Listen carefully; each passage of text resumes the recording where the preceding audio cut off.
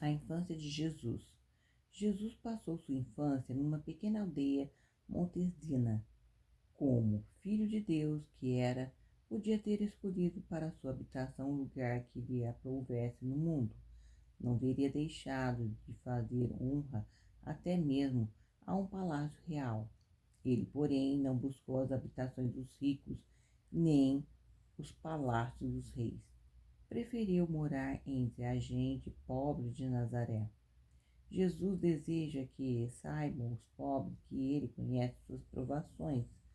Sofreu tudo que estes têm de sofrer, por isso pode simpatizar com eles e ajudá-los. Dele foi dito quando ainda menino, e o menino crescia e se fortalecia em espírito, cheio de sabedoria, e a graça de Deus estava sobre ele. E crescia Jesus em sabedoria, em estatura e em graça para com Deus e os homens. Seu espírito era lúcido e ativo, tinha facilidade de percepção e revelava ponderação e sabedoria precoces. Contudo, seus modos eram simples e infantis, crescendo ele em estatura e inteligência com os demais meninos. Manifestava a todo tempo espírito amável e despretensioso. Estava sempre pronto a servir os outros e era paciente e verdadeiro. Inabelável como uma rocha no domínio do direito, nunca deixava, contudo, de mostrar-se gentil e polido com todos. Em sua casa paterna e onde quer que estivesse, era como a luz do sol. Para com os pobres, as pessoas idosas, revelava bondade e acatamento, estendendo sua bondade aos próprios irracionais. Cuidava com solicitude de um passarinho ferido que fosse, e tudo respirava felicidade onde ele se encontrasse. Nos dias de Jesus, os judeus ligavam particular importância à educação dos filhos. Suas escolas eram anexas às sinagogas ou às casas de culto. Os mestres denominavam-se rabinos e eram pessoas que se supunham dotadas de cultura. Jesus não frequentava essas escolas, porquanto ensinavam muitas coisas que não eram verdadeiras. Em vez da palavra de Deus, eram preceitos dos homens que ali se estudavam e muitas vezes estes estavam em contradição com o que Deus havia ensinado pelos seus profetas.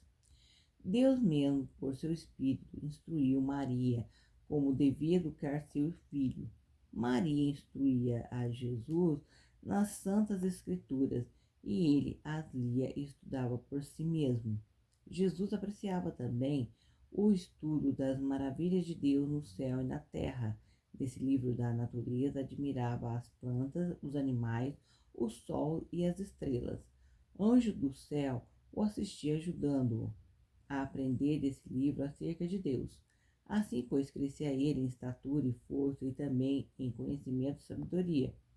Todos os meninos estão no caso de adquirir conhecimento como Jesus os adquiriu. Devíamos gastar o nosso tempo em aprender aquilo que é verdadeiro. Mentiras e fábulas para nada aproveitam. Só a verdade é que tem valor real. E essa podemos aprender da palavra de Deus e das suas obras. Estudando essas coisas, nossa mente se fortalecerá, nosso coração se fará puro e atingiremos mais a semelhança de Cristo. Todos os anos José e Maria subiam a Jerusalém para concorrer à festa da Páscoa. Quando Jesus tinha a idade de 12 anos, eles o tomaram consigo. Era essa jornada agradável. O povo caminhava a pé ou cavalgava bois ou jumento, gastando nessa viagem alguns dias. A distância de Nazaré a Jerusalém é de cerca de 100 quilômetros. De todas as partes, os países e até mesmo os países estrangeiros, o povo afluía à festa, tendo por costume associarem-se para essa jornada os que eram da mesma terra. A festa era celebrada no fins de março ou princípio de abril, o tempo da primavera na Palestina, quando toda a terra se ornava de flores e os ares ressoavam do canto de pássaros. Em caminho, os pais narravam aos filhos as coisas maravilhosas que Deus obrara a favor de Israel em tempos idos, e muitas vezes entoavam juntos alguns dos belos salmos de Davi. Nos dias de Jesus, o povo estava arrefecido no seu zelo, havendo se tornado mais nos cultos divinos. Cogitavam mais dos prazeres próprios do que da bondade de Deus para com eles. Não se dava, entretanto, o mesmo com Jesus. Ele tinha prazer em meditar sobre Deus. Quando chegou ao templo, observou atento o serviço ministrado pelos sacerdotes. Inclinava-se com os oradores quando se ajoelhavam para a oração e unia sua voz à deles em louvor a Deus. Todas as manhãs e todas as tardes era o costume oferecer-se um cordeiro sobre o altar. Isto devia representar a morte do Salvador. Enquanto os olhos de Jesus pousavam sobre a inocente vítima, o Espírito de Deus lhe dava a entender o significado do ato. Sabia que ele próprio, como Cordeiro de Deus, devia ser morto do mesmo modo pelos pecados do homem. Com o espírito cheio de tais reflexões, Jesus sentia a necessidade de recolhimento. Por isso, não se demorou com seus pais no templo, e quando aqueles regressavam, já não estava com eles.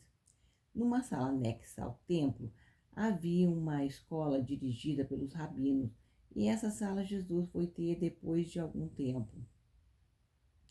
Tomando assento entre os seus companheiros de infância, pôs-se a escutar aí a palavra dos grandes mestres. Os judeus entretinham muitas ideias errôneas acerca do Messias. Jesus o sabia, todavia não contradizia os homens doutos. Como alguém que desejava instruir-se, pôs-lhe perguntas acerca do que haviam escrito os profetas. O capítulo 53 de Isaías trata da morte do Salvador, e Jesus, lendo esse capítulo, pediu aos rabinos que explicassem o seu sentido. Os rabinos não puderam responder. Começaram, por isso, a interrogar Jesus e ficaram assombrados do conhecimento que possuía das Escrituras. Perceberam que as conhecia muito melhor do que eles. Era evidente que seus ensinos estavam errados, contudo, não estavam dispostos a crer em coisas diferentes. Tal era, entretanto, a modéstia e a delicadeza com que se portava Jesus, que ele não lhes desagradou. Desejavam mesmo tê-lo por discípulo, a fim de ensinar-lhes a interpretar as Escrituras conforme eles o faziam. Quando José e Maria partiram de Jerusalém para voltar à sua terra, não notaram que Jesus não ia com eles. Suponho que estivesse em companhia de alguns de seus conhecidos e amigos. Ao estabelecer à noite o seu acampamento, porém, deram pela sua ausência. Fizeram indagações entre todos os conhecidos, mas infrutíferamente. José e Maria começaram, pois, a temer muito. Lembraram-se de que Herodes havia tentado matá-lo quando ainda pequeno, e recearam que lhe houvesse sucedido algum mal. Com o coração aflito, volveram depressa a Jerusalém, onde só vieram encontrá-lo no terceiro dia. Foi grande seu regozijo de havê-lo achado. Maria, porém, entendeu que Jesus devia ser repreendido por ter abandonado seus pais. Disse-lhe: Filho, por que fizeste assim para conosco? Eis que teu pai e eu, ansiosos, te buscávamos. Jesus lhe respondeu: Por que é que me buscáveis? Não sabeis que me convém tratar dos negócios do meu pai? Falando estas palavras, Jesus apontou para o céu. O seu rosto se refletia numa luz que o deixou admirado.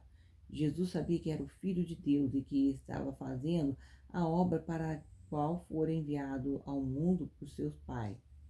Maria jamais se esqueceu dessas palavras. No ano futuro, compreendeu cada vez melhor o seu sentido profundo. José e Maria amavam Jesus, contudo, tinham revelado certas negligências ao perdê-lo. Haviam se esquecido da obra que Deus lhe tinha incumbido fazer. Um dia de negligência foi bastante para perderem Jesus. E assim que muitos hoje se privam da companhia de Jesus, quando não apreciamos falar a respeito dele, ou orar a ele, ou quando nos ocupamos em diversas frívolas, ou mas nós nos separamos de Jesus, e separados dele ficamos ao abandono e na tristeza. Se, porém, desejamos realmente sua companhia, ele estará todo o tempo conosco. Com aqueles que amam sua presença, Jesus gosta de demorar-se.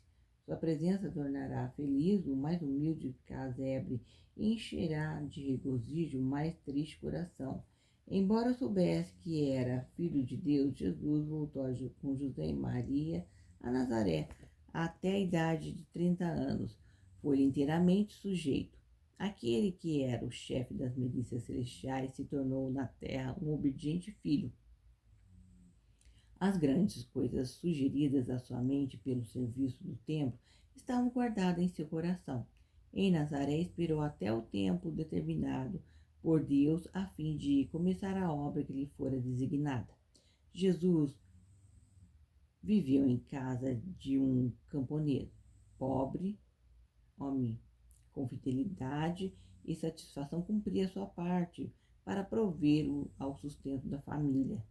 Apenas teve idade suficiente, aprendeu o ofício de carpinteiro, ajudando seu pai adotivo. Exercendo sua atividade por meio do trabalho manual, Jesus foi adquirindo vigor físico e mental. Exercia todas as suas faculdades de modo a conservá-la sãs e forte, a fim de poder fazer o melhor trabalho possível. Tudo o que fazia era bem feito, desejava ser perfeito até mesmo no manejo da ferramenta. Por seu exemplo, ensinou-nos a ser industriosos, a fazer o nosso serviço com cuidado e considerar o trabalho uma coisa honrosa. Todos devem procurar ocupar-se em alguma coisa, por meio do que se tornem úteis a si mesmos e também aos outros. Deus nos deu trabalho para nos ser uma bênção. E ele se agrada dos meninos que, contentes, executam sua parte nos afazeres domésticos, partilhando os encargos dos pai e mãe. Tais filhos, em deixando seus lares, se constituirão uma bênção para o mundo. A mocidade que procura agradar a Deus em tudo quanto faz e que pratica o bem pelo amor do bem, será útil na sociedade. Ao se provar fiel em posições humildes, se habitará para as posições mais elevadas.